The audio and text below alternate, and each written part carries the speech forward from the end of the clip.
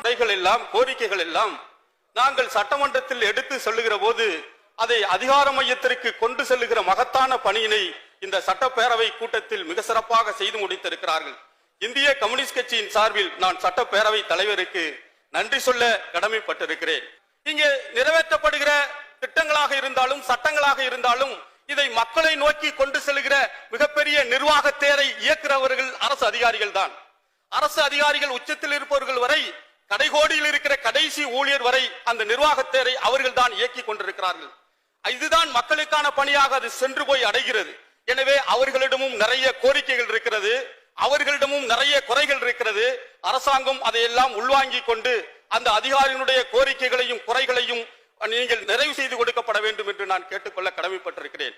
அதே போல ஒருவர் அரசு ஊழியராக இருந்த போது எவ்வளவு கண்ணியமாக எவ்வளவு கௌரவமாக அவர் மதிக்கப்பட்டாரோ, அவருடைய ஊழியம் அவருடைய உழைப்பு பயன்படுத்தப்பட்டதோ, அந்த பயன்பாடு அவர் ஓய்வூதியம் ஆனதற்கு பின்னால், அவர் ஓய்விற்கு பின்னால் இன்றைக்கு நெருக்கடியில் சிக்கி தவிக்கிறார்கள். நவ பொருளாதார கொள்கைகளை இன்றைக்கு அரசாங்கங்கள் எல்லாம் கடைபிடிக்கிற காரணத்தினால் இன்றைக்கு பழைய ஓய்வூதிய திட்டம் புறந்தள்ளப்பட்டிருக்கிறது. புதிய ஓய்வூதிய திட்டம் இன்றைக்கு நடைமுறைக்கு வந்திருக்கிறது.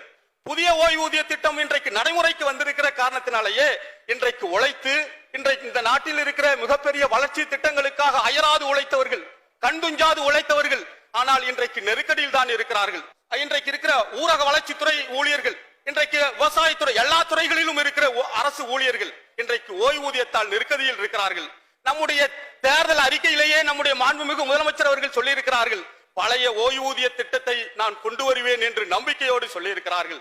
எனவே புதிய ஓய்வூதிய திட்டத்தை நாம் புறந்தள்ளிவிட்டு பழைய ஓய்வூதிய திட்டத்தை கொண்டு வர வேண்டும் என்று நான் கேட்டுக்கொள்ள கடமைப்பட்டிருக்கிறேன்.